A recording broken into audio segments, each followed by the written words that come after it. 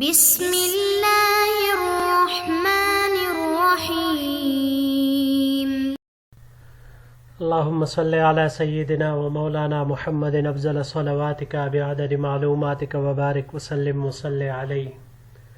بسم اللہ الرحمن الرحیم۔ عزیز طلباء کرام، مختارات من ادب العرب سے بحمد اللہ تعالی آج ہمارا سبق نمبر 10 ہے اور مقدمۃ الکتاب کا آج الدرس الثامن 8واں سبق ہے۔ 8واں حصہ مقدمۃ الکتاب سے پیش کرنے جا رہے ہیں، تو بڑھتے ہیں اپنے سبق کی طرف۔ وَتَزْعَمُ هَؤُلَاءِ الْأَدَبَ الْعَرَبِيَّ وَاحْتَقَرُوهُ، ان لوگوں نے عربی ادب گڑا اور ذخیرہ کیا۔ وَخَضَعَ لَهُمْ الْعَالَمُ الْعَرَبِيُّ الْإِسْلَامِيُّ لِنُفُوذِهِمْ وَعُلُوِّ مَكَانَتِهِمْ تَارَةً وَلِإِنْحِطَاطِ الْفِكْرِيِّ وَالْإِجْتِمَاعِيِّ الَّذِي كَانَ يَسُودُ عَلَى الْعَالَمِ الْإِسْلَامِيِّ أُخْرَى، اور عالم عربی اسلامی یا تو ان کی بالادستی اور بلند مرتبت کی وجہ سے یا پھر اس فکری اور اجتماعی پستی کی وجہ سے جو دوسرے عالم اسلامی کی قیادت کر رہی تھی، ان کا ماتحت ہو گیا۔ وَأَصْبَحَ أُسْلُوبُهُمْ لِلْكِتَابَةِ هُوَ الْأُسْلُوبُ الْوَحِيدُ الَّذِي يُحْتَذَى وَيُقَلَّدُ فِي الْعَالَمِ الْإِسْلَامِيِّ، اور ان لوگوں کا اسلوب کتابت ہی ایک ایسا یکتا اسلوب ہو گیا جس کی عالم اسلام میں پیروی اور تقلید کی جانے لگی۔ وجاء ابو القاسم الحریری فألف المقامات، چنانچہ ابو القاسم حریری آئے اور انہوں نے مقامات تالیف کی۔ وهو اسلوب الکتابۃ المسجعۃ المختمر وقد تهيأت لقبولها فعكف عليها العالم الإسلامي دراسة وشرحا وتقليدا وحفظا، وہ انشاء کا مسجع اور مخمور اسلوب تھا، لوگ اس کو قبول کرنے کے لیے آمادہ ہو گئے، چنانچہ عالم اسلام اس کے پڑھانے، شرح کرنے، اتباع کرنے اور یاد کرنے میں منہمک ہو گیا۔ وتغلغلت في مدارس الفكر والأدب وبقيت مسيطرة على العقول والأقلام أطول مدة تمتع بها کتاب ادبی، اور یہ کتاب فکر و ادب کے مدارس میں زبردستی داخل ہو گئی، اتنی مدت دراز تک جتنی مدت تک کوئی ادبی کتاب فائدہ حاصل کر سکتی ہے، یہ کتاب قلم اور عقلوں میں باقی رہی۔ وما ذاك لفضل الكتاب بل لأنه قد وافق هوى النفوس وصادف عصر الجمود والعقم الأدبي في العالم الإسلامي، یہ سب کچھ کتاب کی فضیلت کی وجہ سے نہیں تھا، بلکہ اس وجہ سے تاکہ ان کی نفسانی خواہشات کے موافق تھی یہ کتاب، اور کتاب نے زمانے کا خشک ہونا یعنی اہل ادب سے خالی ہونا اور عالم اسلام میں ادبی بانج پن پایا تھا، اس وجہ سے اس کتاب کو اتنی شہرت ملی اور ہاتھوں ہاتھ لیا گیا۔ جی یہاں پر یہ چند الفاظ ہے۔ پہلا یحتضی، حظوہ سے ہیں، یہ باب نصر سے حظواً حذاءً، نمونہ پر کاٹنا اسے کہا جاتا ہے، معنی اس کا یہی آتا ہے۔ اس کے علاوہ یہ باب افتعال سے استعمال ہوا ہے، یہاں پر احتذاءً پیروی کرنے کے معنی میں یہ آتا ہے، اور باب مفاعلہ سے محاذاتً، یہ مقابل میں ہونا اس معنی کے آتا ہے۔ اگلا لفظ ہے جی المختمر، خمرہ سے ہے، باب نصرہ اور ضربہ سے خمرن، یہ چھپانے کو کہا جاتا ہے، شراب کو بھی خمر اسی لیے کہا جاتا ہے کہ وہ عقل پر پردہ ڈال دیتی ہے، چھپا لیتی ہے۔ باب سمعہ سے خمرن، یہ بھی پوشیدہ ہونے کے معنی میں آتا ہے۔ یہاں پر یہ باب افتعال سے استعمال ہوا ہے، اختماراً شراب بن جانے کے معنی میں یہ آتا ہے. اس کو اگر ہم باب افعال پر لے جائے اخمارن تو وہ بھی چھپنے چھپانے کے معنی میں آتا ہے، اور باب تفعیل سے تخمیرن یہ ڈانپ لینے کو کہا جاتا ہے. اور اس کے علاوہ باب مفاعلہ پر لے جائے مخامرتن تو پھر مخامرتن کہتے ہیں بیع میں دھوکہ دینا. اگلا لفظ ہے تہیأت، ہیأ. یہ باب ضربا، سمعا اور کرما تینوں سے. ہیئتن مصدر اس کا آتا ہے خوش شکل ہونے کے معنی میں. اگر اس کو باب تفعیل پر ہم لے جائے تو تہیئن، تہیئن یا تہیئتن درست کرنے کے معنی میں اس کا آئے گا مصدر. اور باب تفاعل سے تہیئن یہ تیار ہونے کے معنی میں یہ آتا ہے. باب مفاعلہ سے محایاتن یہ موافقت کرنے کے معنی میں آتا ہے. اگلا لفظ ہے جی وہ تغلغلت، غلغل یغلغل تغلغلن. باب تفاعل سے سختی سے داخل ہونے کے معنی میں آتا ہے، اور فعلل سے غلغلن یہ اسی معنی سختی سے داخل ہونے کے معنی میں آتا ہے. وصادف، صادف صدف سے ہے. باب ضربہ سے صدفن صدوفن پھر جانے کے معنی میں یہ آتا ہے. اور اس کے علاوہ باب سمعہ سے صدفن، صدفن یہ گھوڑے کی رانوں کا قریب ہونا اور کروں کا دور ہونا اس معنی میں آتا ہے. یعنی کر وہ دور ہو، اس میں فاصلہ ہو، جبکہ ران ایک دوسرے کے قریب ہو، اس کو کہا جاتا ہے. اس کو اگر ہم باب افعال سے لے لیں اصدافن تو پھر جب اس کے صلہ میں عن آ جائے تو یہ پیر دینے، اعراض کر دینے، ہٹانے کے معنی میں آتا ہے. اور مصافدتن یہ مصادفتن باب مفاعلہ سے یہ پانے کے معنی میں آتا ہے. یہاں پر باب نصرہ اور ضربہ سے استعمال ہوا ہے. بڑھتے ہیں جی اگلے سلائیڈ کی طرف. ثم جاء القاضی الفاظ المجدد اسلوب الحریری وبالاصح مقلدہ.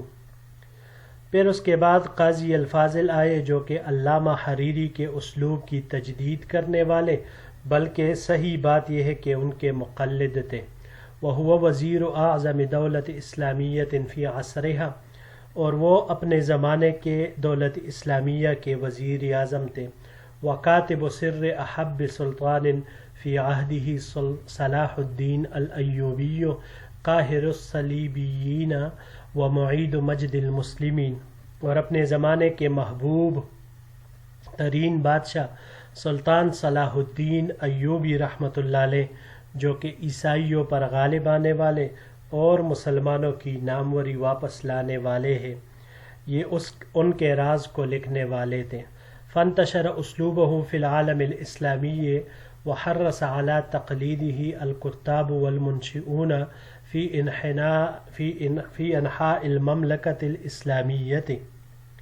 چنانچہ ان کا طرز تحریر عالم اسلام میں شہرت پا گیا، اور مملکت اسلامیہ کے اطراف سے محررین اور انشا پرداز ان کی پیروی میں حرص کرنے لگے. وہکذا بقی اسلوب وحید یتحکم فی العالم الاسلامی ویسیطر علی الاوساط الادبی، واصبح ما خلفه هؤلاء الكتاب المتصنعون من تراث ادبی هو المعنى بالادب العربی.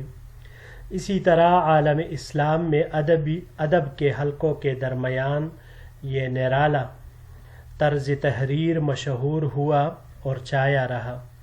ان تصنع کرنے والے محررین نے جو ادب عربی کی میراث پیچھے چھوڑ دی، وہی ادب عربی کا معنی بن گئی. وجاء المؤرخون للادب فاعتبروهم ائمة البلاغة وأمراء البيان وأصحاب الأساليب وقدموا ما كتبوه وعرضوه للدراسين والباحثين وقلد بعضهم بعضا وتناقلوه. پھر ادب کے کئی مورخین آئے، انہوں نے انہی مذکورہ بالا لوگوں کے بلاغت کے امام، بیان کے بادشاہ اور اسالیب کے اصحاب الاسالیب یعنی انہی کا اعتبار کیا، اور انہوں نے جو کچھ لکھا تھا وہ ان مورخین نے طلبہ اور بحث و تفتیش کرنے والوں کے سامنے لا کر پیش کر دیا۔ ان میں بعض نے بعض کی پیروی کی اور ایک دوسرے سے نقل کیا۔ وأصبحت كتب التاريخ والأدب نسخة واحدة وأصبحت الكتابة صورة واحدة من القرن التاسع إلى القرن الثالث عشر۔ اس کے نتیجے میں تاریخ اور ادب کی کتابیں یہ ایک ہی نسخہ بن گئی، اور 9ویں صدی سے لے کر 13ویں صدی تک ایک ہی طرز کے یہ کتابت ہو گئی۔ لا یستثنی منہا الا عبقریان اثنان، اس سے کوئی بھی مستثنی نہیں رہا سوائے دو غیر معمولی اور عظیم شخصیات کے، اولہما ابن خلدون وثانیہما الامام احمد ابن عبد الرحیم الدہلوی۔ پہلا ان میں سے علامہ ابن خلدون رحمۃ اللہ علیہ، اور دوسرا ان میں سے امام عبد الرحیم الدہلوی ہے، متوفی 1167 ہجری۔ جی بڑھتے ہیں آخری سلائیڈ کی طرف۔ یہاں پر یہ ایک ہی لفظ ہے یسیطر، سیطر یسیطر سیطرۃ، فعلل باب سے ہے، یہ نگہبان ہونے، داروغہ ہونے کے معنی میں یہ آتا ہے۔ جی آخری سلائیڈ کی طرف بڑھتے ہیں۔ وتناسى هؤلاء ما كتب غيرهم وانصرف الناس حتى الباحثين منهم عن ذخائر الأدب العربي الثمينة۔ ان مورخین نے وہ سب کچھ اپنے آپ سے اوجل کر دیا، بلا دیا جو ان کے علاوہ دوسرے لوگوں نے لکھا تھا، اور تمام لوگوں سے، حتیٰ کہ عربی کے قیمتی ذخائر سے بحث و تفتیش کرنے والوں سے بھی انہوں نے انحراف کیا۔ وَلَمْ يُفَكِّرْ أَحَدٌ فِي أَنْ يَبْحَثَ التَّارِيخَ وَالسِّيَرَ وَالتَّرَاجِمَ وَفِي مُؤَلَّفَاتِ الْعُلَمَاءِ عَنْ قِطَعٍ أَدَبِيَّةٍ رَائِعَةٍ تَفَوَّقَ فِي قُوَّتِهَا وَحَيْوِيَّتِهَا وَسَلَاسَتِهَا وَسَلَامَتِهَا وَفِي بَلَاغَتِهَا وَجَمَالِ لُغَتِهَا۔ ان میں سے کسی نے بھی نہیں سوچا کہ وہ تاریخ، سیر، حالات اور علماء کے ان ادبی خوشنما شہپاروں کی تالیفات میں بحث کرے جو اپنے قوت، ہیبت، روانی، سلامتی، بلاغت اور لغت کے جمال میں ان ادبی دفاتر اور مجموعوں پر علی دواوین ادبیت و مجامع رسائل اکب علیہ الناس وافتتنوا بها۔ ان ادبی دفاتر، مجموعوں اور رسائل پر فائق ہے جن پر لوگ اوندے منہ گرے اور ان کی وجہ سے فتنے میں پڑ گئے۔ رائعۃ، رائعۃ یہ تعجب خیز کو کہا جاتا ہے۔ اگلا لفظ ہے جی سلاستہا، سلاسہ سے ہے سلاستن، یہ باب سمعہ سے مصدر اس کا سلاستن سلوسن دونوں طرح سے آ سکتا ہے، آسانی کے ساتھ فرمان بردار ہونا، مطیع ہونا، اور باب تفاعل سے تسلسن یہ لٹکنے کے معنی میں آتا ہے۔ اکب علیہ الناس، اکب کبابہ سے ہے، یہ باب نصارہ سے یہاں پر استعمال ہوا ہے، کبن اوندا کر دینے کے معنی میں یا پچھاڑنے کے معنی میں بھی آتا ہے۔ اس کو اگر باب افعال پر لے جائے اکبابن تو یہی باب افعال سے لینے کی صورت میں اکباباً مصدر اس کا سرنگوں ہونے کے معنی میں آئے گا، پچاڑنے کے معنی میں آئے گا. یہ باب تفاعل سے تکبباً کپڑے میں لپیٹنے کے معنی میں آئے گا، اور باب تفاعل سے تکابباً بھیڑ کرنا، ازدحام کرنا اس معنی میں آتا ہے. اور اس کے علاوہ باب انفعال سے انکباباً یہ لازم ہونے کے معنی میں یہ آتا ہے. جی عزیز طلباء کرام، بحمد اللہ تعالی ہمارا یہ سبق بھی اپنے اختتام کو پہنچا. انشاءاللہ العزیز اگر زندگی رہی تو اگلے درس کے ساتھ پھر آپ کی خدمت میں حاضر ہوں گے. السلام علیکم ورحمۃ اللہ وبرکاتہ.